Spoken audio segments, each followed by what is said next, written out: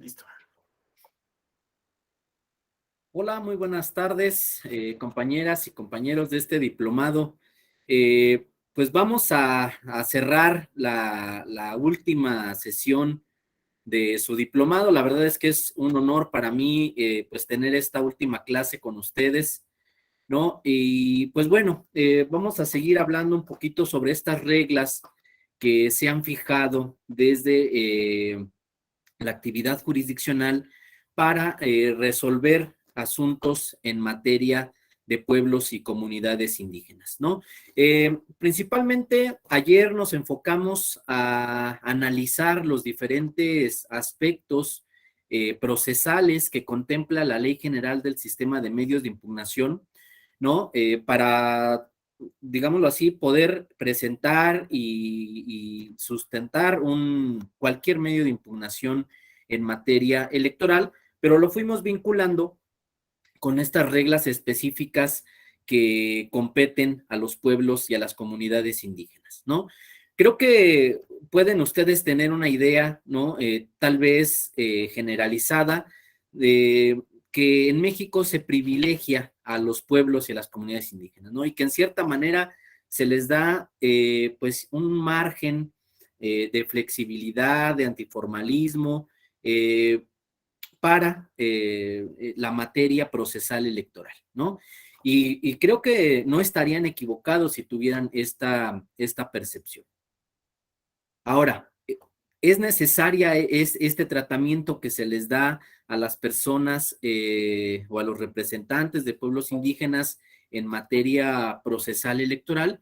Creo que sí es necesaria, ¿no? Y creo que es proporcional a sus condiciones, eh, pues digamos, de cierta marginalidad en la que se encuentran estas comunidades, ¿no?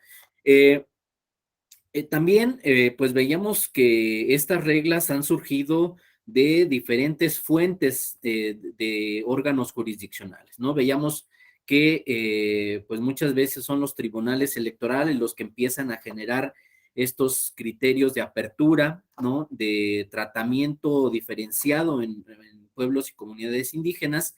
En otros casos, pues son las propias salas del tribunal electoral, empezando por las salas regionales, y finalmente la última instancia, que es la Sala Superior del Tribunal Electoral.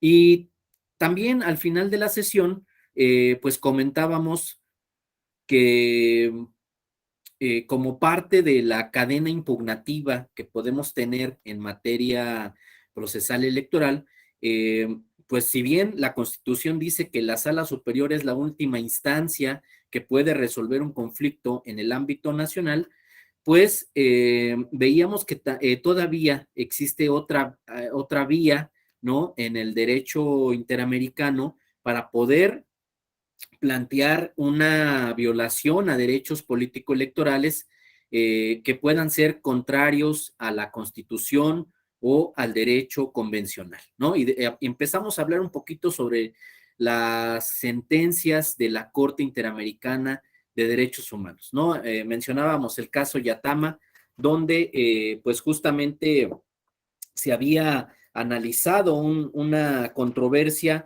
respecto de el derecho de afiliación, ¿no? La vinculación que tienen los pueblos indígenas con los partidos políticos en el estado de Nicaragua, ¿no? Y donde veíamos que justamente en esta sentencia la Corte Interamericana dijo que los estados deben garantizar la protección de los derechos político-electorales de los pueblos indígenas en un contexto donde se respete, por un lado, el poder soberano del Estado para regular las vías de acceso a los cargos de elección popular, pero siempre reconociendo esta diferencia, esta existencia de otros sistemas jurídicos y de otros sistemas organizacionales en la sociedad de que se trate, ¿no? Y que por lo tanto, pues tenía que dejar abierta una puerta para que los pueblos indígenas, a través de sus propias instituciones,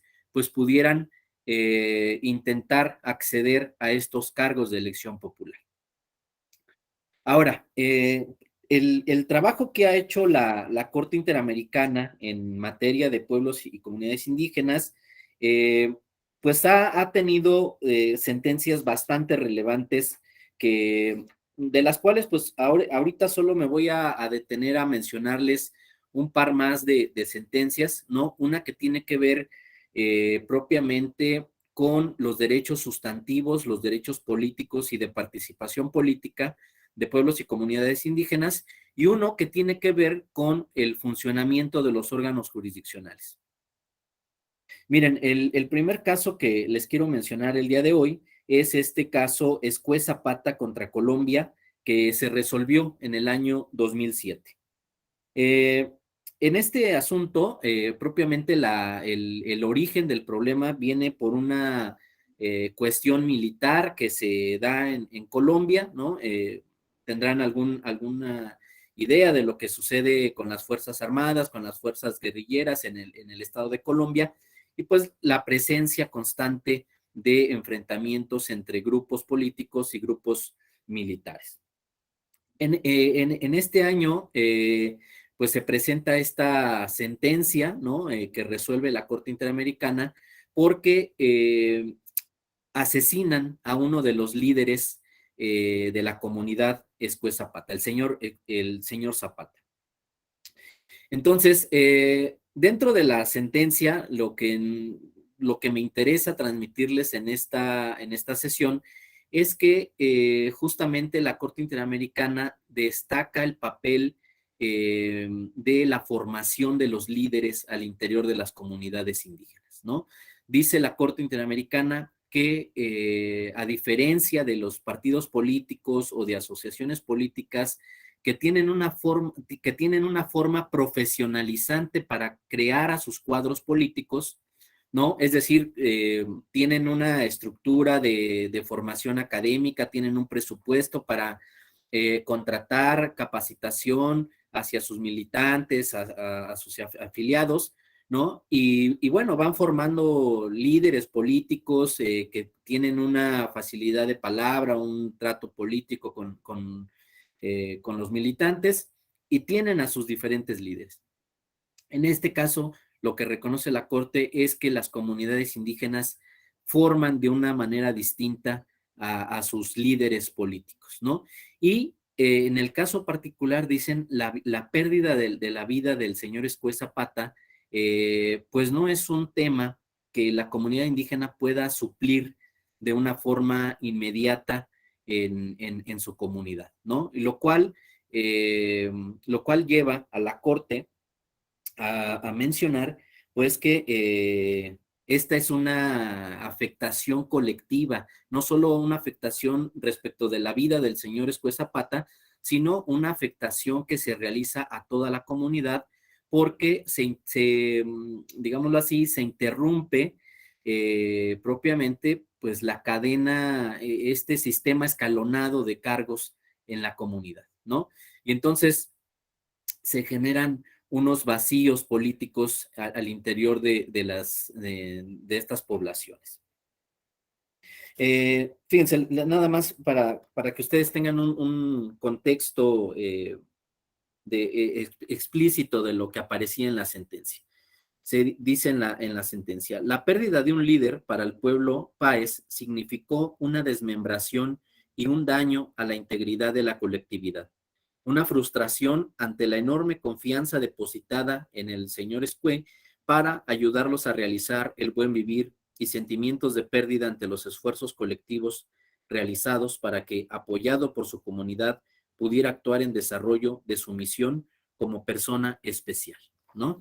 Eh, entonces, pues vean la relevancia que tienen los líderes en una comunidad y justamente más en la vida pública, ¿no? Eh, Cuando una comunidad pone a una persona al frente de las responsabilidades políticas de la comunidad, pues hay un fuerte vínculo, ¿no? De respeto,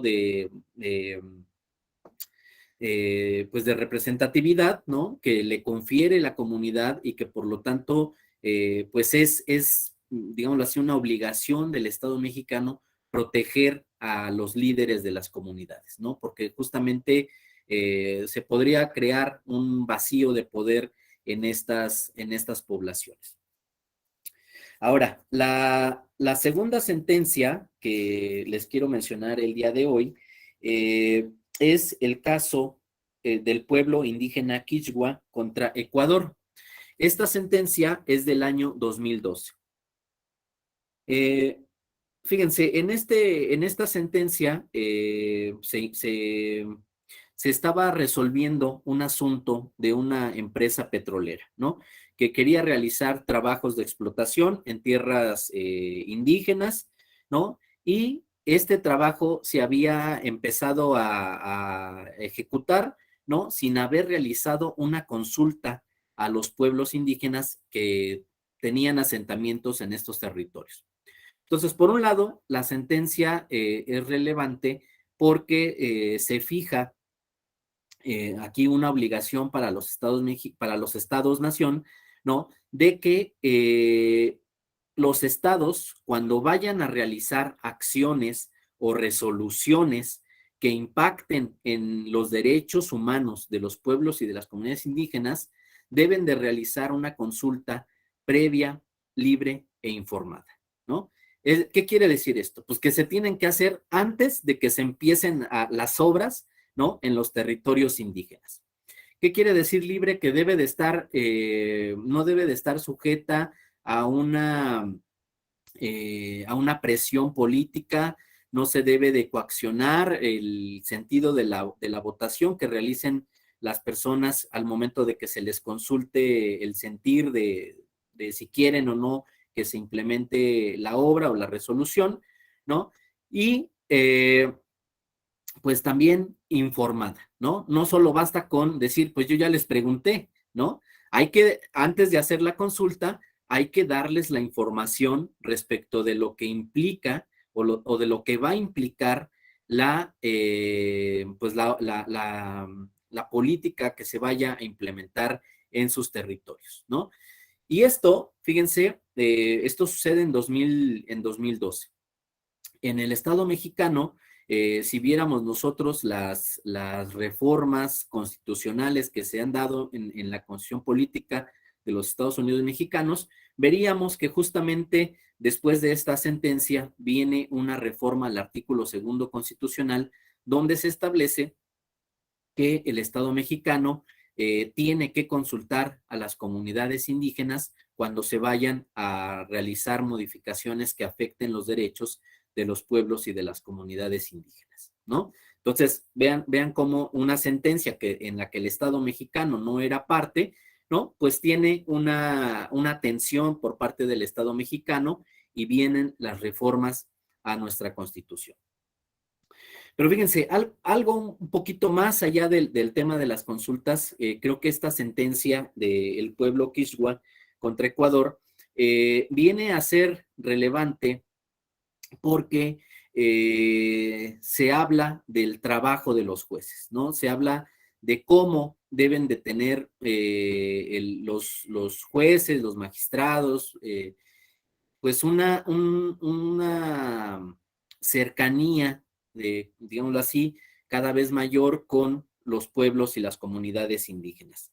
Y fíjense, en este caso, el 21 de abril de 2012, por primera vez en la historia de la Corte Interamericana de Derechos Humanos, se realiza una visita in situ de los jueces de la Corte Interamericana a el lugar de los hechos, ¿no? Al lugar donde se estaban realizando la explotación pues de los recursos naturales de este pueblo indígena, ¿no?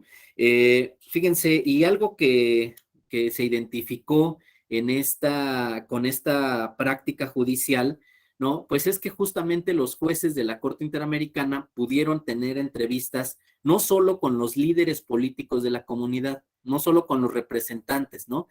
Eh, sino que tuvieron pláticas con, pues digámoslo así, con hombres, mujeres, jóvenes, niños, ¿no? Que desde sus diferentes enfoques les podrían dar una opinión respecto de lo que estaban viendo que sucedía en sus territorios, ¿no? Y esto, pues, fíjense, llevó a, a que el Estado de Ecuador, ¿no? Pues finalmente terminara reconociendo una responsabilidad en este asunto, ¿no? Entonces, creo yo que esta sentencia, pues ha motivado, ¿no? Un cambio en la impartición de justicia que venía siendo una justicia, pues desde el escritorio, ¿no? De una justicia que partía, pues simplemente de los documentos, de las pruebas que se allegaba al juzgador y que pues valoraba pues en el, pues en su despacho, ¿no? Creo que este activismo, ¿no? Que se plasma en esta sentencia, pues viene a cambiar pues, un poquito el funcionamiento de las autoridades electorales y que hoy en México, pues también ya los tenemos en operación, ¿no? Ya vimos cómo personal del Instituto Nacional Electoral, pues puede acudir a las comunidades indígenas para verificar la autoadscripción que hace una persona para postularse a un cargo de elección popular, ¿no? Esto también, por ejemplo, fíjense, desde el Tribunal Electoral, pues se ha empezado a implementar, ¿no? No en asuntos jurisdiccionales, pero sí como parte de, digámoslo así, de tener un tribunal electoral abierto e inclusivo, ¿no? Se han realizado algunas campañas de visita a las comunidades indígenas, de las cuales, por ejemplo, yo he tenido la oportunidad de participar al menos en dos ocasiones, ¿no? Y la verdad es que resulta bastante interesante, ¿no? El estar en las comunidades y ver, por ejemplo, que en una misma comunidad, en un mismo territorio, ¿no? Eh, Hay dos comunidades que tienen totalmente las diferencias en cuestiones culturales, sociales, de infraestructura en su comunidad, ¿no? Fíjense, cuando nosotros fuimos a Hidalgo, ¿no? Había una comunidad que estaba en una zona que estaba pues a pie de la montaña, ¿no? Que no tenía pues un lugar público para llevar a cabo asambleas, que no tenía espacios deportivos, que no tenía agua, ¿no? Les tenían que llevar pues este servicio a través de pipas, ¿no? Y bueno, había otra comunidad que se encontraba en lo alto de la montaña y que estaba muy cercano a una carretera. El tema es que esa comunidad que estaba en la parte alta, ¿no? Pues tenía un desarrollo más avanzado, ¿no? Tenía pues una plaza con asientos, con un espacio público para dirigirse a las personas de la comunidad, tenían canchas deportivas, tenían pues unas cisternas, tenían servicio de electricidad, tenían muchos servicios en su comunidad, ¿no? Y decíamos, pero si están tan cerca las comunidades, ¿por qué tienen estas diferencias? Y fíjense, por ejemplo, el tema es que las personas que vivían en la parte baja era una comunidad, pues, en su gran mayoría, personas adultas mayores. Mientras que en la parte alta había una población, pues, muy joven de los integrantes de esta comunidad. En las carreteras que pasaban en la parte alta de la montaña, por ejemplo, también había una carretera donde pasaban muchos transportes que llevaban productos a las jugueras, ¿no? De la Ciudad de México, ¿no? Entonces, cuando les preguntábamos por qué la diferencia, ¿no? Por ejemplo, nos decían, oye, pues es que cuando nosotros necesitamos algo, hacer eh, pues algún servicio en la comunidad, cerramos la carretera, ¿no? Y entonces las jugueras, pues lo que hacen es de inmediato pues, nos dan apoyo, nos dan algún material y entonces pues liberamos las carreteras, ¿no? En cambio, en la parte baja de la montaña, pues les decíamos, oye, ¿por qué no presentan un escrito ante el municipio para ver si se les puede apoyar con el servicio de luz o el servicio de agua? Y pues planteaban esta imposibilidad, ¿no? Por digámoslo así, lo que tenían que viajar, la dificultad por ser personas mayores. Había algunas cuestiones, digámoslo así, de cuestiones sociales que pues marcaban la diferencia en estas comunidades, ¿no? Eh, pero bueno, esto al final creo que puede ser algo que nos permita, ¿no? Como desde este lado, desde esta perspectiva, ¿no? Pues ver posibles escenarios en los que se desarrollan los integrantes de pueblos y comunidades indígenas, ¿no? Por ejemplo, en asuntos de recabar apoyo ciudadano, por ejemplo, pues vemos que ahora se recaba a través de teléfonos y de plataformas electrónicas, ¿no? Y pues se nos podría hacer fácil decir, oye, pues es que cualquiera puede tener un teléfono celular, ¿no? Y poder cargar la documentación en las comunidades. Pero justamente cuando visitamos las comunidades indígenas, pues vemos que hay una seria pues pobreza, una cierta marginalidad en cuestiones de infraestructura que hacen muy difíciles este uso de herramientas tecnológicas, ¿no? Entonces, pues considerando eso, pues vamos siendo más conscientes de las condiciones en las que se enfrentan estos pueblos y las comunidades indígenas. Eh, Ayer les comentaba también que, pues justamente con estos criterios que nacen desde el sistema nacional y con estas sentencias del sistema interamericano, pues vamos creando también ciertas normas obligatorias, ¿no?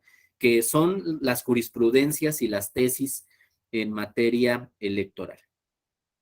Y ahora, pues miren, les voy a presentar un par de diapositivas para que podamos hacer un rápido recorrido respecto de estas jurisprudencias y que podamos ver si ya las analizamos en su totalidad, ¿no? Que creo yo que ya deben de estar la gran mayoría pues comentadas, ¿no? Pero nada más para no dejar ninguna. Miren, por ejemplo, la jurisprudencia 8-2019 nos dice comunidades y personas indígenas, el plazo que tienen para promover medios de impugnación relacionados con los procesos selectivos debe computarse sin tomar en cuenta los días sábados, domingos e inhábiles, ¿no? Eh, este ya lo habíamos mencionado. La jurisprudencia 22-2018. Comunidades indígenas, cuando comparecen como terceros interesados, las autoridades electorales deben responder exhaustivamente a sus planteamientos, ¿no?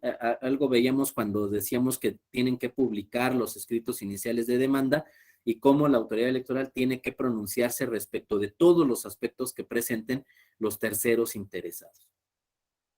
La jurisprudencia 19-2018, juzgar con perspectiva intercultural, ¿no? Los elementos mínimos para su aplicación en materia electoral, ¿no? Esto que les decía que es parte de la nueva justicia electoral inclusiva, el poder tener diferentes perspectivas para resolver un asunto, ¿no? Cuando se trata de cuestiones de género, pues la perspectiva de género. Cuando se trata de pueblos y comunidades indígenas, la perspectiva intercultural, ¿no? Es decir, cómo identificamos las diferencias por origen étnico, ¿no? En un asunto para poder aplicar las reglas que beneficien de una mayor forma a estos grupos poblacionales. La jurisprudencia 18-2018, las comunidades indígenas, el deber de identificar el tipo de controversia para juzgar con perspectiva intercultural al fin de maximizar o ponderar los derechos que correspondan, ¿no? Esta idea de los asuntos intracomunitarios, intercomunitarios y extracomunitarios que les había mencionado la sesión pasada. La jurisprudencia 8-2018, los amigos de la Corte, el amicus curiae, es admisible en los medios de impugnación en materia electoral, ¿no? Aquí veíamos que a diferencia de los peritajes antropológicos, pues los amigos de la Corte generalmente funcionan en los medios de impugnación que se presentan durante el desarrollo de un proceso electoral, mientras que los peritajes antropológicos generalmente son, digámoslo así, para actuaciones o asuntos que se presentan fuera de los procesos electorales digámoslo así, la complejidad, digamos, el tiempo de preparación que requieren para su perfección, ¿no? La jurisprudencia 37, diagonal 2016, comunidades indígenas, el principio de maximización de la autonomía implica la salvaguarda y protección del sistema normativo interno, ¿no? Esta idea de que las comunidades indígenas tienen un derecho a la libre determinación y a la autonomía de los pueblos, ¿no? Para regular sus sistemas normativos, y también les mencionaba que estos sistemas normativos pues generalmente se deciden a través de asambleas comunitarias, ¿no? Y estas asambleas comunitarias justamente pueden ser el lugar y el momento, ¿no? En el que pueden nacer nuevas reglas para una comunidad indígena, o el momento para modificar normas que ya venían aplicándose en procesos previos, ¿no? Pero que, por decir algún ejemplo, pues por la emisión de alguna sentencia, ¿no? Que les instruya, pues realizar un trabajo de análisis, de reflexión para poder cambiar esa norma, pues pueden ser modificadas, ¿no? Incluso, les decía, el mismo día de la jornada electoral en la que vayan a elegir a sus representantes.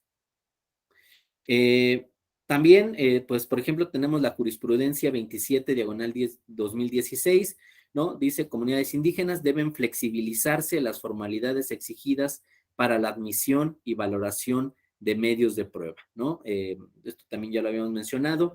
La jurisprudencia 22, diagonal 2016, sistemas normativos internos en sus elecciones se debe garantizar la igualdad jurídica sustantiva de la mujer y el hombre, ¿no? Esto que también ya se plasmó en el artículo segundo constitucional como un criterio no solo jurisprudencial, sino un principio constitucional que deben garantizarse al interior de todos los pueblos y las comunidades indígenas. La jurisprudencia 19-2012, el recurso de reconsideración, procede contra sentencias de las salas regionales cuando inapliquen normas consuetudinarias de carácter electoral, ¿no? Ayer les mencionaba que dentro de las normas consuetudinarias o de los usos y costumbres, pues pueden llegar a presentarse algunas conductas que afecten los derechos de las personas indígenas, ¿no? Para poder involucrarse o participar en los procesos democráticos de las comunidades. Aquí nada más, pues quisiera hacerles una recomendación de un libro de la maestra Roselia Bustillo Marín, que se denomina Derechos Políticos y Sistemas Normativos Indígenas, el caso de Oaxaca, ¿no? En este libro, lo que ustedes van a encontrar son dos grandes apartados, uno que tiene que ver con el derecho de votar y otro del derecho a ser votado, ¿no? Van a encontrar todas las diferencias que hay en los sistemas normativos internos del estado de Oaxaca respecto de estos dos derechos, ¿no? Y van a ver que pues hay restricciones por cuestión de género, restricciones por edad, restricción por pertenencia a la comunidad, hay restricciones por el lugar donde habitan los votantes, ¿no? Tanto para cada uno de estos votos, ¿no? Y vamos a ver, bueno, pueden ver aquí también que las variaciones en cuanto a los parámetros de cada una de las comunidades, pues pueden variar, ¿no? Por ejemplo, hay comunidades que dicen, pueden votar todos los que vivan independientemente del tiempo que lleven viviendo en la comunidad, ¿no? Hay otros que dicen, no, tienes que tener por lo menos un año de residencia. O hay otras que exigen 2 años, 3 años, 5 años, 10 años, 17 años, ¿no? Que para poder tener derecho a participar en las asambleas comunitarias. Hay otros que dicen, pues aquí puedes votar a partir de los 18 años, igual que cualquier ciudadano mexicano, otros a los 17, menos de 16 años. Las variedades son bastante significativas, ¿no? Tanto para votar, ¿no? Y para, por ejemplo, ser votado, por ejemplo, tienes que tener en algunos municipios 17 años, 18 años. Fíjense, hasta ahí podríamos decir, bueno, ahí está el resguardado el principio constitucional, ¿no? Pero fíjense, hay otros que superan este límite que establece la Constitución de los 18 años y hay otras comunidades que dicen, no, aquí vas a poder participar en la vida política a partir de los 20 años, de los 25 años, ¿no? Eh, entonces, vean, aquí ya hay un rebase de lo que establece la Constitución. Entonces, justamente estos ejercicios nos sirven para identificar estos asuntos. Ahora, ¿cómo los cambiamos? Pues cuando se someten a la jurisdicción de los órganos jurisdiccionales y el órgano jurisdiccional, por ejemplo, a través de una sentencia de la sala regional, pues puede inaplicar una norma constitucional por, eh, por ser contrarias a la Constitución o a la Convención en materia de derechos humanos, ¿no? Pero, ojo, si esta sentencia la dicta una sala regional, ¿no? A través de un medio de impugnación, procede el recurso de reconsideración para que la sala superior vuelva a realizar un análisis de este criterio que aplicó la sala regional, ¿no? Entonces, ahí es donde esta tesis, pues no la habíamos comentado. La jurisprudencia 4, diagonal 2012, dice, comunidades indígenas, la conciencia de identidad es suficiente para legitimar la procedencia del juicio para la protección de los derechos político-electorales del ciudadano, ¿no? Esto les decía, pues es algo que está plasmado en el artículo 2 constitucional, que nos dice que para las personas que se reconozcan como indígenas, basta ese criterio de autoadscripción para que el Estado mexicano les dé ese tratamiento, ¿no? Aquí ya lo pasamos a la materia electoral y en específico para el juicio para la protección de los derechos político-electorales del ciudadano, ¿no? Porque es, digámoslo así, el medio de impugnación que tenemos de forma personal para acudir a solicitar la impartición de justicia respecto de algún derecho político. La jurisprudencia 27, diagonal 2011, ¿no? Dice, comunidades indígenas, el análisis de la legitimación activa en el juicio para la protección de los derechos político-electorales del ciudadano debe ser flexible, ¿no? La jurisprudencia 15, diagonal 2016, de comunidades indígenas, notificación de actos o resoluciones de autoridad electoral por periódico oficial, ¿no? El juzgador debe ponderar las situaciones particulares para tenerla por eficazmente realizada, ¿no? Pues nuevamente regresamos al tema de las zonas marginales y ahora en este tema del periódico oficial, pues también el hecho de que este medio de comunicación donde se publican reformas, resoluciones, pues también puedan ser accesibles a la comunidad, ¿no? Muchas veces dicen, pues ya se publicó en el diario oficial y el diario oficial dice que entrará en vigor a partir del día siguiente de su publicación, ¿no? Y por lo tanto, pues las comunidades indígenas ya están notificadas, ¿no? Entonces aquí, pues hay que ver justamente los contextos, ¿no? Donde están ubicadas las comunidades y los contextos donde circulan estos diarios oficiales, ¿no? Donde se comunican ciertas resoluciones. Ahora, la jurisprudencia 15, diagonal 2018, comunidades indígenas, la autoridad electoral debe proveer lo necesario para llevar a cabo las elecciones por usos y costumbres, ¿no? Esto que les mencionaba que en algunos casos, pues las comunidades indígenas tienen un acercamiento con los OPLES, con la autoridad administrativa electoral, para poder digámoslo así, colaborar en conjunto en la organización y el desarrollo de los procesos electorales.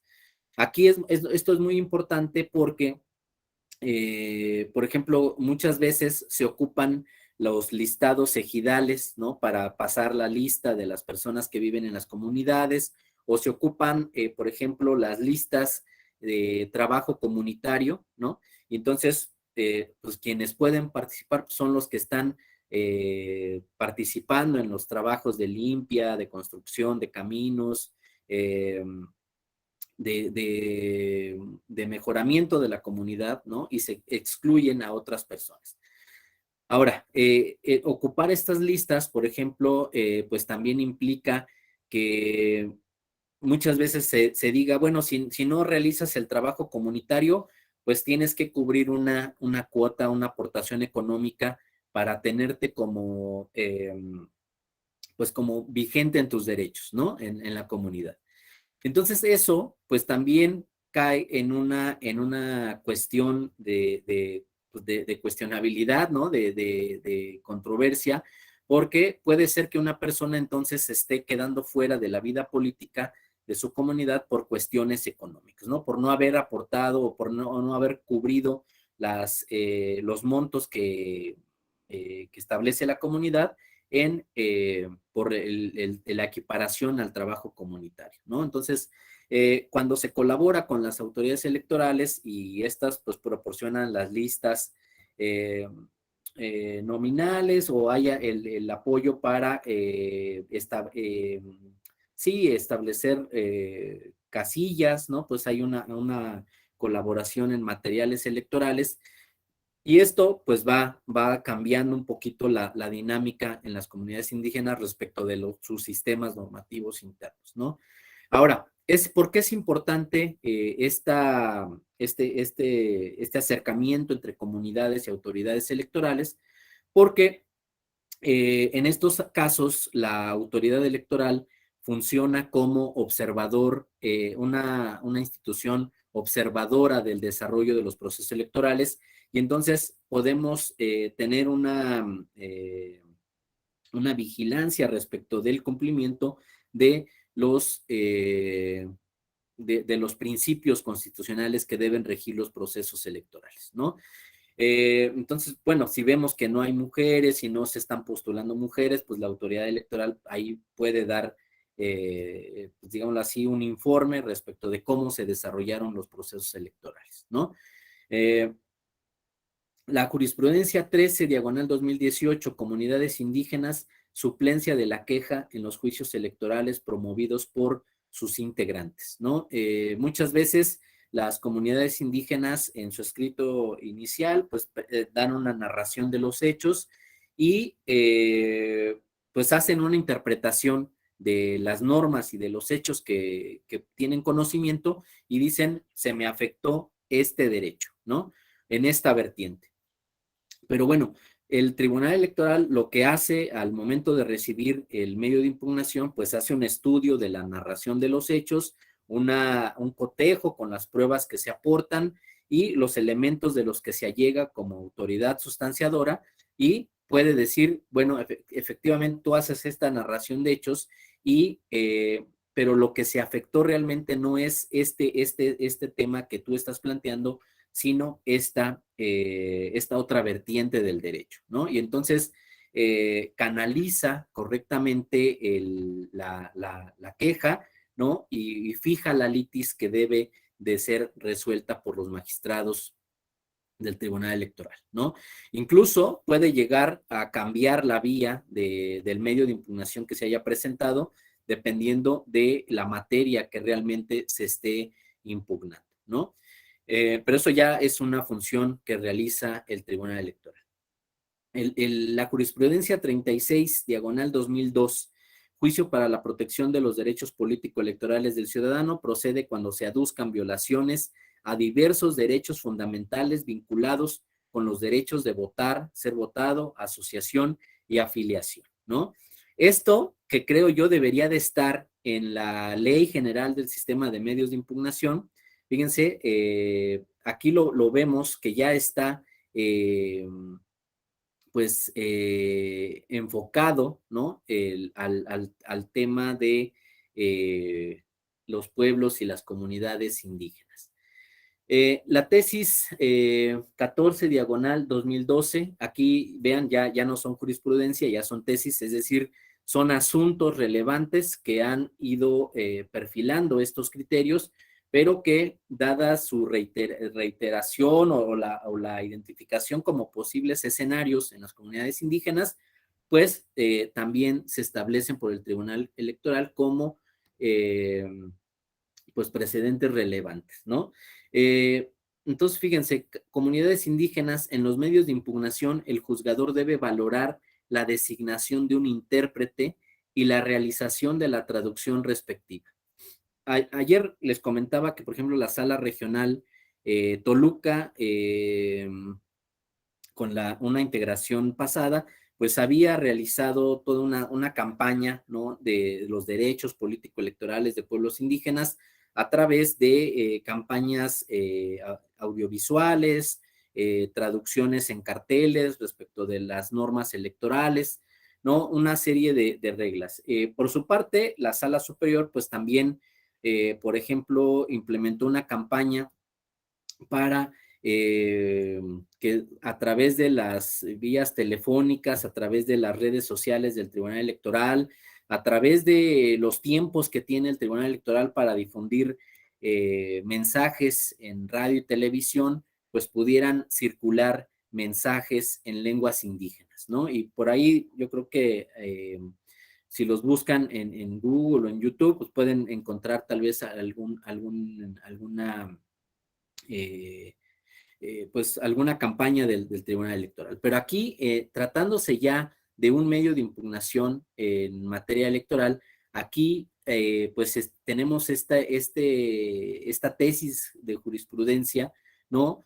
Para la designación de un intérprete o de una traducción de las actuaciones judiciales que se dan en el medio de impugnación, ¿no? Entonces, esto es muy importante porque hay veces que las personas que acuden al Tribunal Electoral pues no hablan más que la lengua originaria, ¿no? Y entonces tienen problemas para pues saber realmente qué se les está solicitando o qué es lo que deben de realizar en estas etapas procesales, ¿no? Entonces, aquí pues vemos esta opción que da la jurisprudencia del Tribunal Electoral.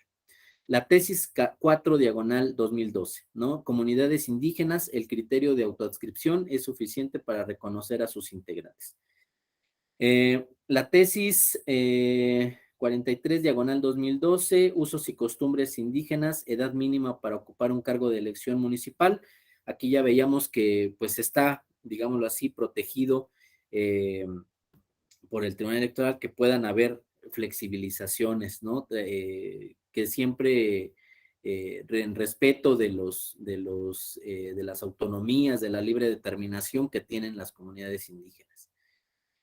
La tesis 42, diagonal 2011, usos y costumbres, a la autoridad administrativa electoral corresponde consultar a la comunidad si opta por celebrar elecciones bajo ese régimen y someter el resultado al Congreso del Estado, ¿no?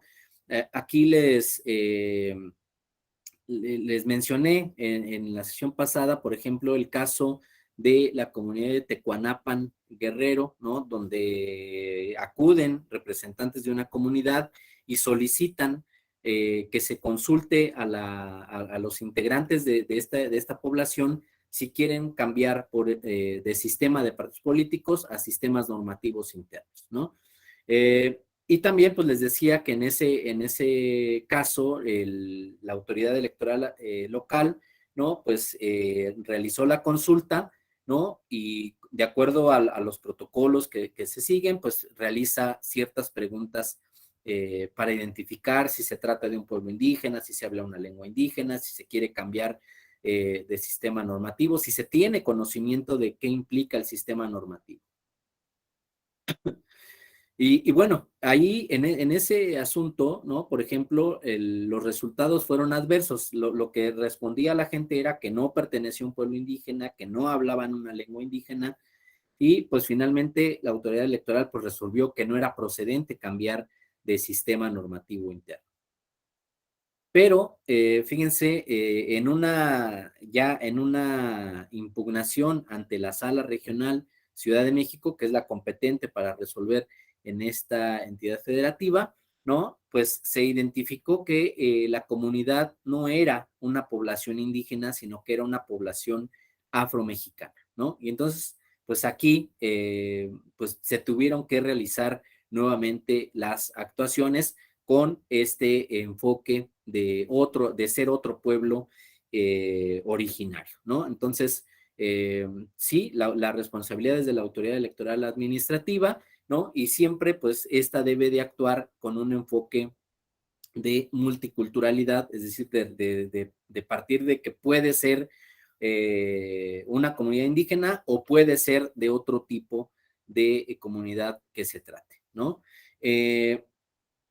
La tesis 40 diagonal 2011, comunidades indígenas, integración de la Asamblea General Comunitaria, ¿no? Pues en esta jurisprudencia, pues se habla digámoslo así, de cómo se debe de integrar la Asamblea, ¿no? Para dar inicio, para dar fe de lo que se vaya a realizar a lo largo de la Asamblea General, ¿no? En el caso de los escrutadores, ¿no? De las personas que van pues a contabilizar los votos que se lleven a cabo en las diferentes votaciones, ¿no? Pues ahí hay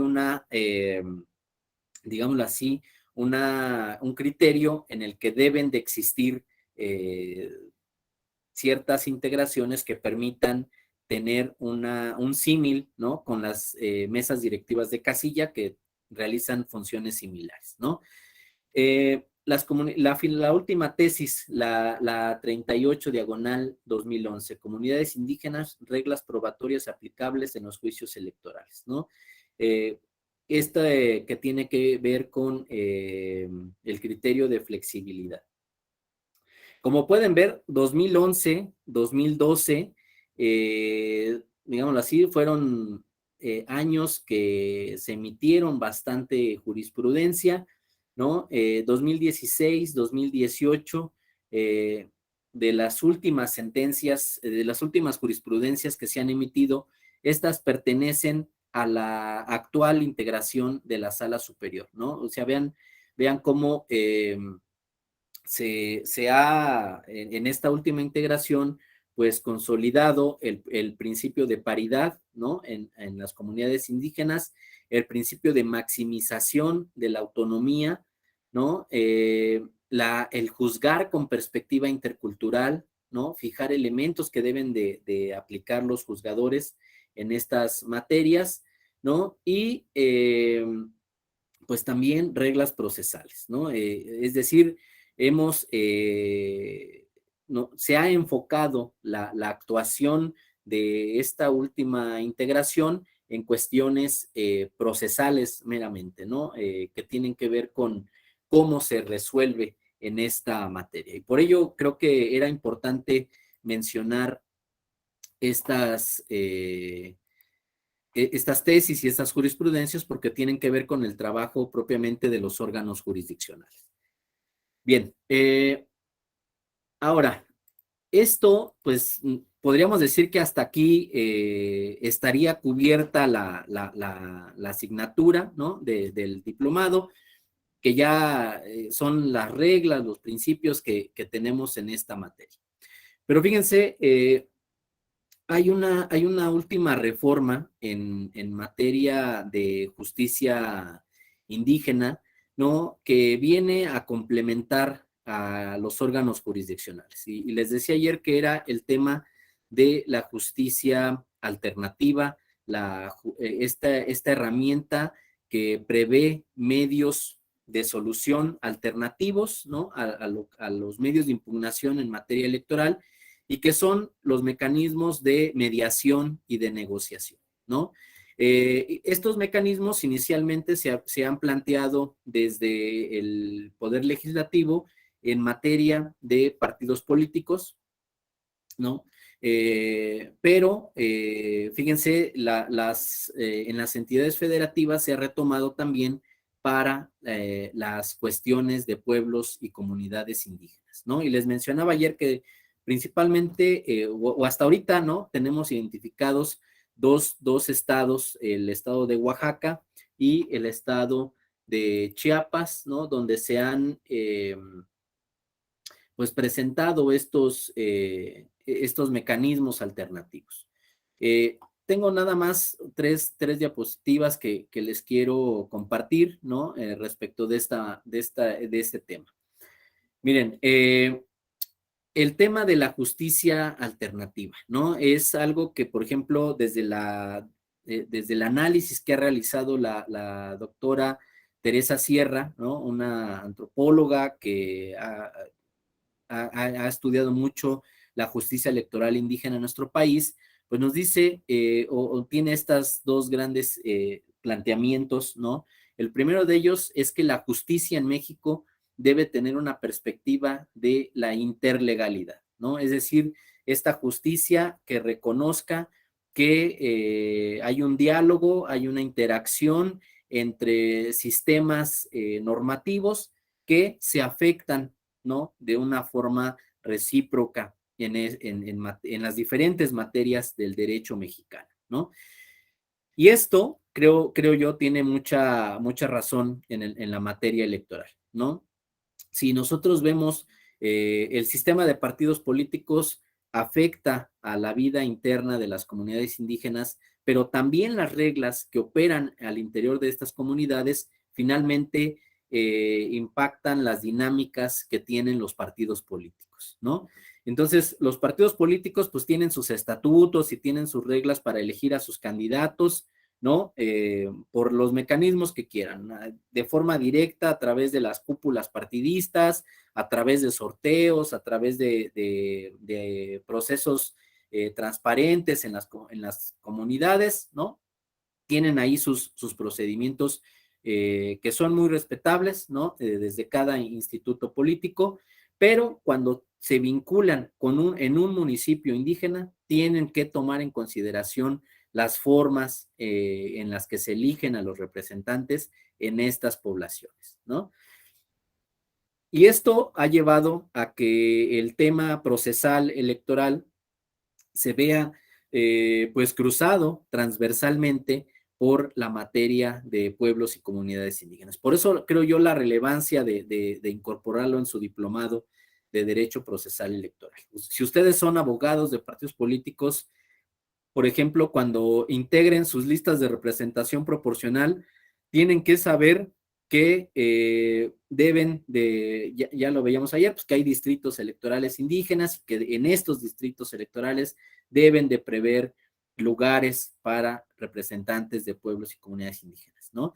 Ahora, no solo meter a puros hombres en estas postulaciones, también deben de integrarlas con un criterio de paridad, ¿no? Y entonces, pues vamos viendo cómo van afectando la integración de las listas partidistas con estos criterios de interculturalidad, ¿no?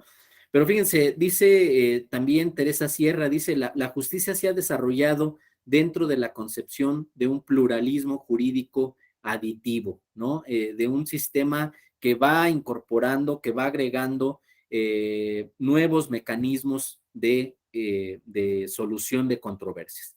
Entonces, fíjense, partiendo de esta idea, diríamos que en el Estado mexicano, pues tenemos muchas justicias electorales indígenas, ¿no?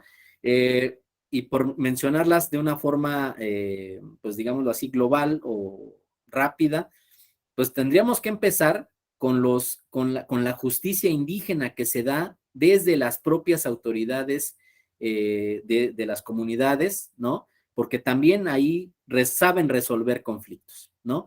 Después, por ejemplo, tendríamos los juzgados indígenas, ¿no? Que tenemos en algunos municipios en el territorio mexicano que se especializan, ¿no? Pues justamente en tener jueces que provengan de las comunidades indígenas para resolver pues ciertas materias, ¿no? Principalmente que tienen que ver con cuestiones civiles, ejidales y penales, ¿no? Pero, pues bueno, ahí ya empezamos a tener una especialidad en la impartición de justicia en estas poblaciones. Después, creo, habría que mencionar ya las propias autoridades electorales que tenemos a los tribunales electorales en las entidades federativas, la sala regional, la sala superior del tribunal electoral, ¿no? Y finalmente, pues la Suprema Corte de Justicia de la Nación tratando los temas de acción de inconstitucionalidad y la Corte Interamericana. Y ahí, pues diríamos, tendríamos a las instituciones ya conocidas por parte del Estado mexicano y que reconoce el Estado mexicano. Pero aquí vamos a ver que se complementa estas instituciones con estos nuevos mecanismos alternativos, ¿no? Ahora, fíjense, desde un enfoque pues más global, ¿no? Desde un académico de Portugal, ¿no? Pues veríamos al doctor Boaventura de Sousa, ¿no? Que tiene este concepto de interlegalidad en su teoría jurídica y que nos dice que es una dimensión del pluralismo jurídico que permite comprender como diferentes órdenes legales gestados desde distintos espacios y tiempos, ¿no? Que son activados por los sujetos sociales de acuerdo a diferentes contextos e intereses, ¿no? Es decir, eh, las diferencias, ¿no? De donde surgen los derechos, ¿no? Pues también tienen, digámoslo así, la creación de normas, de instituciones que vienen a atender ciertas necesidades, ¿no? Y esto, por ejemplo, yo lo estoy trabajando en mi tesis doctoral, ¿no? Donde justamente, pues, hago este planteamiento, ¿no? De que los diferentes tribunales electorales surgieron por una necesidad, ¿no? De atender ciertos problemas, pero que en la actualidad pues tienen que estar en un constante diálogo. Esa principalmente es mi propuesta, ¿no? De ver cómo es el diálogo entre los diferentes impartidores de justicia para que pueda haber una armonización de este pluralismo en la impartición de justicia. Miren, aquí en esta diapositiva tienen ustedes digamos así, la portada, ¿no? De dos instrumentos normativos, ¿no? El primero de ellos, pues los lineamientos que emitió el Instituto Estatal Electoral y de Participación Ciudadana de Oaxaca, ¿no? En el que se regulan los mecanismos de mediación en esta entidad federativa. Por el otro lado, fíjense, tenemos el reglamento del Tribunal Electoral del Estado de Chiapas para la aplicación de los medios alternativos de solución de controversias en los procesos selectivos regidos por sistemas normativos internos. Entonces, fíjense, primera diferencia en estos mecanismos. Uno está regulado desde la Autoridad Electoral Administrativa, que es el caso de Oaxaca, y el otro mecanismo es el que está regulado por un órgano jurisdiccional en el estado de Chiapas, ¿no? Parecería simple la diferencia, ¿no? Parecería irrelevante, ¿no? Pues al final diríamos, pues es una autoridad electoral la que está garantizando esta materia, ¿no? Pero ¿por qué en uno es una autoridad administrativa y en otro una autoridad jurisdiccional, ¿no? A ver, creo yo que por la parte del estado de Oaxaca hay un enfoque que tiene que ver con la participación ciudadana, ¿no?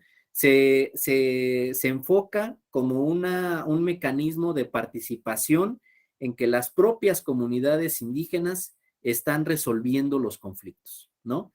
Por el lado del estado de Chiapas, creo que hay un enfoque que tiene que ver con una función más jurisdiccional, ¿no? En la que finalmente se está resolviendo un problema jurídico, en materia electoral, ¿no? Pero vean estos dos enfoques, porque ahorita les voy a comentar algunas diferencias que manejan estos dos instrumentos. Fíjense, haciendo un comparativo, ¿no? Podríamos decir que las dos disposiciones normativas dicen que pues son de observancia general para establecer un orden público a través de los mecanismos de mediación, ¿no? En el caso de Oaxaca, por ejemplo, se crea una dirección ejecutiva, ¿no? Que forma parte de la estructura del Instituto Electoral de Oaxaca para atender sistemas normativos internos. Y quiero decirles que esta dirección, pues, ha tenido ya una larga historia en la vida de este instituto, ¿no? Y que ha sido un pilar fundamental para que las autoridades electorales estén cercanas a los pueblos indígenas de Oaxaca. Entonces, aprovechando esta estructura y aprovechando este acercamiento que tiene la Dirección Ejecutiva de Sistemas Normativos Internos, pues es que se aprovechó para que fuera la instancia de estos procesos de mediación, ¿no? En el caso del Tribunal Electoral, del Tribunal Electoral del Estado de Chiapas, fíjense, lo que se hace es establecer una unidad de justicia alternativa de sistemas normativos internos, ¿no? Aquí esta sí es una creación al interior del Tribunal Electoral. Fíjense, los dos lineamientos, bueno, los dos instrumentos normativos prevén normas supletorias, ¿no? Y esto creo yo es muy importante, ya que es una innovación en cuanto a la implementación de estos mecanismos y dicen, bueno, si hay alguna duda de cómo proceder en estos mecanismos alternativos de solución de conflictos, vamos a ocupar supletoriamente la ley general, perdón, la ley de sistemas de medios de impugnación de cada una de las entidades federativas, ¿no? Es decir, un poquito las reglas que vimos el día de ayer para resolver estos asuntos. Después, fíjense, pues nos dice que van a tener como instancias colaborativas, ¿no? A las instancias que tienen que ver con los pueblos indígenas en las entidades federativas o que puedan verse involucradas en temas de derechos humanos que puedan, digámoslo así, aportar elementos en los procesos de mediación. Después, fíjense, nos dice que hay una lista de, pues digámoslo así, de principios que van a regir estos mecanismos alternativos de solución de conflictos. Y esto, fíjense, casi en su mayoría los comparten los dos instrumentos. El principio de voluntariedad, ¿no? Es decir, que va a ser a partir de la iniciativa que tengan las propias comunidades indígenas para someterse a estos mecanismos alternativos. Dice, va a regir un principio de confidencialidad, ¿no? Durante la sustanciación y la resolución del proceso de mediación, ¿no? Se va a dar va a regir el principio de buena fe entre las partes, ¿no? Es decir, va a ser una cuestión en la que en la que las partes no quieran ocupar o accionar estos mecanismos alternativos simplemente para postergar el después alargar un conflicto, ¿no? Para después poder llegar a un órgano jurisdiccional ya una vez que ya se afectó un derecho que no pueda ser reparable, ¿no? Entonces aquí la idea de la buena fe es que justamente se parta de que las partes que puedan estar involucradas quieran resolver un conflicto, ¿no? Fíjense, el tema de la equidad, ¿no? Pues siempre se debe de procurar que tengan, pues ahí una intervención de un mediador, ¿no? Que pueda darle los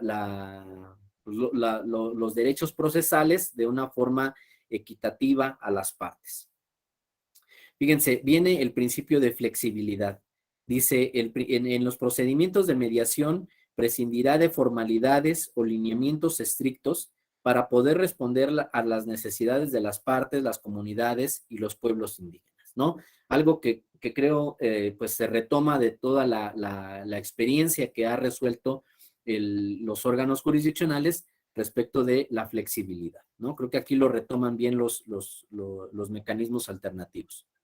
El principio de imparcialidad, ¿no? Nos dice, el mediador actuará y tomará decisiones objetivas, carentes de prejuicios, ¿no? Sin favoritismos ni tratos diferenciados en detrimento de alguna de las partes, buscando en todo momento el camino de una decisión justa para la comunidad, el municipio y su ciudadanía, ¿no? Fíjense aquí al resolver un asunto se busca una integralidad en beneficiar a estas tres partes que al final pues se juntan en un conflicto, ¿no? El tema de la inclusión, ¿no? El proceso debe de ser inclusivo y altamente participativo, ¿no? Ahorita vamos a ver por qué tiene este carácter principalmente en el estado de Oaxaca. Bueno, se los adelanto. En el estado de Oaxaca, ¿no? Justamente se prevé que la comunidad o integrantes de la comunidad puedan participar como observadores. Esto quiere decir que no van a tener un derecho de voz, ¿no? En los procesos, perdón, de votación, sino que solo van a tener el uso de la voz, ¿no? Para poder aportar elementos, ¿no? De los que verse el asunto.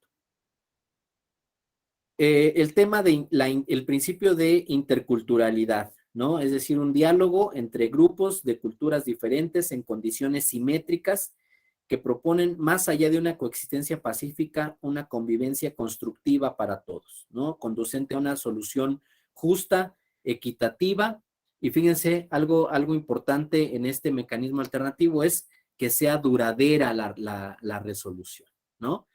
Es decir, no va a ser una resolución solo para las partes, solo para un proceso electoral en específico, ¿no? Sino que tiene este alcance, ¿no? De perdurar en la vida de las comunidades indígenas como un criterio que deba ser, pues digámoslo así, obligatorio para futuros procesos electorales. También la prevención, ¿no? Fíjense, esto me parece bastante importante respecto de la diferencia que tiene con la justicia electoral ordinaria, ¿no? Porque tiene esta cuestión de que el mediador procurará la disposición para actuar de forma anticipada a las situaciones de conflicto, de manera que se minimicen las dificultades, los obstáculos y los riesgos de la conflictividad, ¿no? Pues se respeta el principio de libre determinación y autonomía, ¿no? A fin de garantizar a los pueblos y comunidades indígenas de los municipios la adopción de sus propias decisiones para determinar su condición política y desarrollo económico, social y cultural, ¿no? Algo que ya veíamos en la jurisprudencia del tribunal, la maximización de la autonomía, ¿no? De las comunidades, el respeto a los sistemas normativos internos, creo que aquí está plasmado en los mecanismos alternativos. Fíjense, hay un principio que es el de honestidad, ¿no? Dice, el mediador tiene la responsabilidad ética de analizar la información de la cual se ha provisto antes de aceptar cualquier caso de mediación para determinar si es o no apropiada su participación en la misma, ¿no? Algo similar a lo que sucede en los órganos jurisdiccionales con la excusa que pueda manifestar un juzgador, ¿no? Si tiene algún conflicto de intereses respecto de alguna de las partes que estén en el asunto, ¿no? Ahora, desde estos mecanismos, estos principios son compartidos tanto en Oaxaca como en Chiapas. Pero fíjense, Chiapas agrega un par de principios, ¿no? En estos mecanismos alternativos de solución, y es explicitar el criterio de rapidez, ¿no? Dice, los medios alternativos a los que se sujeten las partes en conflicto se atenderán de manera inmediata y en el menor tiempo posible, procurando en todo momento un servicio de calidad, ¿no? El principio de rapidez, creo que esto a nivel internacional, ¿no? Justamente es un principio que rige a los mecanismos alternativos de solución de controversias. ¿Esto qué quiere decir? Si nosotros hacemos la cuenta de todos los tiempos procesales de un medio de impugnación previsto en la ley general, ¿no? Del sistema de medios en materia electoral, pues veríamos que aproximadamente un promedio podríamos estar hablando de 15 días, 20 días más o menos, ¿no? Para resolver un medio de impugnación. Aquí el tiempo para garantizar este principio, pues tendría que ser en un tiempo menor para resolver el asunto, ¿no? El principio de profesionalismo, dice, las personas facilitadoras, es decir, los mediadores o los negociadores, actuarán reconociendo sus capacidades, limitaciones e intereses personales, así como institucionales, por lo cual se excusarán de participar en la aplicación de medios alternativos por razones de conflicto de interés o por la falta de preparación o aptitudes necesarias para llevarlos a cabo, ¿no? Fíjense, otro principio que rige en el reglamento de Chiapas, el principio de oralidad, ¿no? Aquí, esto es algo que ahora que se implementaron los juicios orales en México, ¿no? Pues no había alcanzado a la materia electoral, ¿no? Creo que aquí ya empezamos a ver este tema de los juicios orales, ¿no? Estas reglas que operan en otras materias aplicadas a la materia electoral, ¿no? Y dice, los medios alternativos se desarrollarán de manera oral, por lo que no deberá dejarse constancia ni registro alguno de los comentarios y opiniones de las partes, con excepción, fíjense, del acuerdo o convenio que podrá formularse por escrito para suscribirse y en su caso ratificarse por las partes. Ahí vemos en qué consiste este tema de la inclusión. Y el último principio que adiciona el Estado de Chiapas es el del consentimiento informado, ¿no? Dice, consiste en la comprensión de las partes sobre los medios alternativos de solución de controversias, las características de los mismos, la importancia de los principios que ya les he mencionado y los compromisos inherentes a su participación y el alcance de los acuerdos o convenios, ¿no? Fíjense, entonces, bueno, hasta ahí los principios que rigen los mecanismos alternativos de solución de conflictos. Después, pues nos dice que hay, pues digámoslo así, la obligación de generar un archivo de estos mecanismos alternativos, tanto en el instituto como en el tribunal electoral, ¿no? Nos dan los requisitos que deben de cumplir los mediadores, y fíjense, una de las características importantes que tienen que tener los mediadores o los negociadores, pues es tener conocimiento de los derechos político-electorales de los pueblos y de las comunidades indígenas, ¿no? Ese creo que es lo relevante en los requisitos. Ahora, en cuanto a las etapas que van a integrar los mecanismos de negociación o de mediación, fíjense, también se prevé una etapa de preparación, ¿no?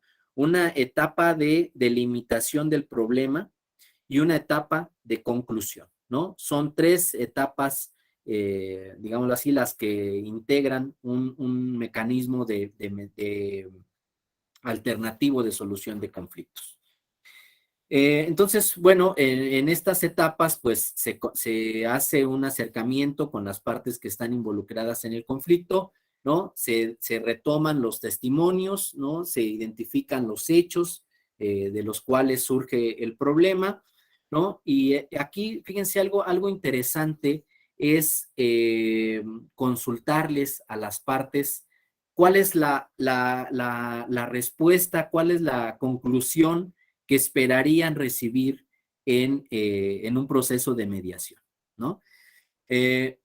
Y esto, fíjense, es importante que lo tenga el facilitador, el mediador, porque al final es esta figura la que va a proponerle a las partes una posible solución al caso, ¿no? Pero esta propuesta que plantea el mediador tiene que partir o tiene que integrar justamente estas ideas que traen las partes para que queden satisfechas en su resolución, ¿no? Fíjense, esto rompe un poquito con la idea de la impartición de justicia, ¿no? En la que se dice, pues, una de las partes gana y otra de las partes pierde, ¿no? O ocupas el lugar 5 y otro pasa al lugar 6, ¿no? O viceversa. Pero siempre hay uno que gana o que pierde un mejor derecho, ¿no?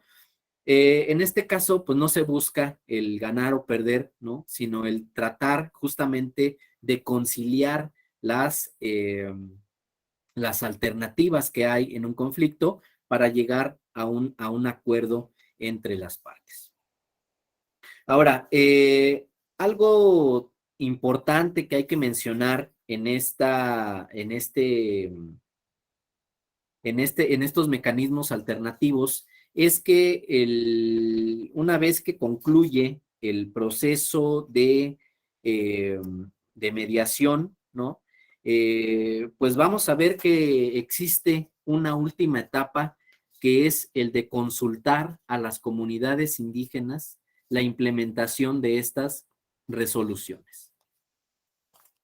Y aquí creo yo, pues está lo interesante en estos mecanismos, ¿no? Que tiene que ver con que, digámoslo así, en un conflicto pudiera haber algún fraude, alguna conciliación indebida por parte de los actores que estén en estos mecanismos alternativos y llegar a una resolución, ¿no? Que pudiera, aquí creo yo, y esto creo que por ello se prevé esta etapa de consulta, ¿no? Pues violar algunos sistemas normativos de las comunidades.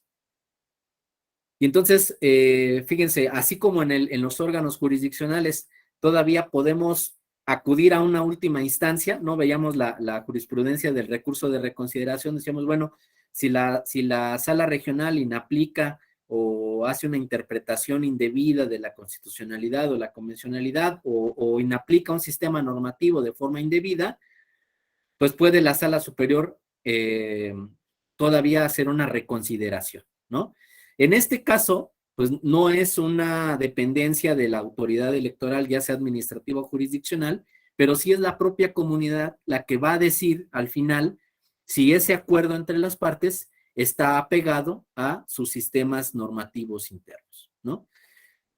Y con ello, fíjense, nos dicen estos lineamientos y este reglamento que una vez que la comunidad, digámoslo así, avala pues el acuerdo, ¿no?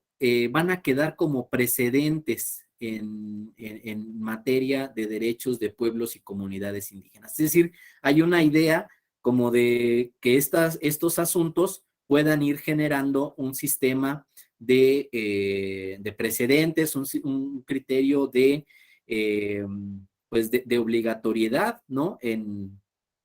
De estos acuerdos que finalmente van a impactar en la vida comunitaria pues de los pueblos que se traten, ¿no? Esto creo yo, pues es al final en la actualidad, pues de lo más novedoso que ha habido en materia de resolución de conflictos en materia de pueblos indígenas, ¿no? Y con lo cual, pues creo que tienen un panorama pues completo respecto de los derechos político-electorales de los pueblos indígenas en materia procesal electoral, ¿no? Y que, pues bueno, con esto creo que podríamos, pues digámoslo así, cerrar este módulo de su diplomado por mi parte, y pues bueno, ahora quedaría atento a alguna participación o algún planteamiento que quisieran hacer respecto de lo que hemos visto tanto en la sesión pasada como en la sesión del día de hoy. ¿no? La sesión pasada no hablaron casi ustedes, la verdad es que ocupé el mayor tiempo posible, ¿no? Pero bueno, ahora pues no quisiera que se fueran con alguna duda o algún planteamiento que quisieran externar en el diplomado, ¿no? Entonces, si alguien quiere tomar la palabra, pues puede levantar la mano o encender su micrófono y pues yo los escucho con atención.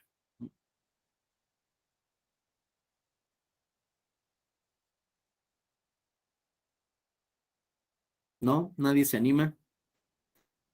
Bueno, pues bueno, miren, yo no sé, digámoslo así, la procedencia de cada uno de ustedes, no sé si trabajan en órganos electorales administrativos, jurisdiccionales, partidos políticos, o sean, digámoslo así, en carácter de ciudadanos, ¿no? Que están interesados en la materia electoral, pero creo yo que pues este módulo en particular creo que lo van a ver pues en cualquier proceso electoral, ¿no? Desde sus comunidades, desde los resultados de sus propios municipios, de las elecciones en las entidades federativas o en las elecciones federales.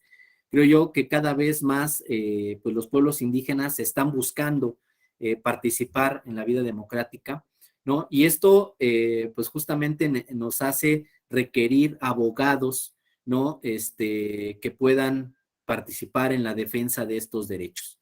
Por ahí, no sé si ya sepan, pues, o ya les había comentado, que se va a transformar la Defensoría Pública.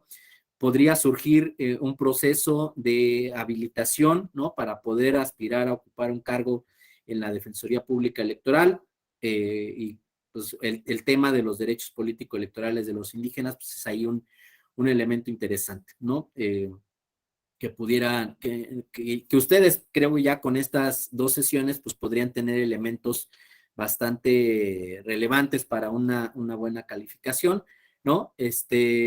Pero bueno, pues ya esperemos que se publiquen estas convocatorias, que puedan tomar más adelante algún curso más especializado en materia de pueblos y comunidades indígenas, que puedan ustedes seguir fortaleciendo sus conocimientos en esta materia.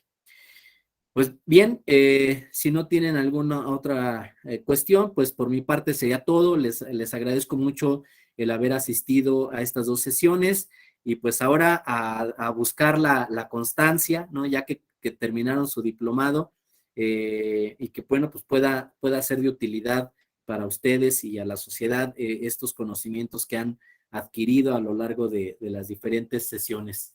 Este, entonces, pues no me queda más que desearles una buena noche, un buen fin de semana y que nos volvamos a reencontrar en otras actividades de la Escuela Judicial Electoral. Muchísimas gracias y buenas noches.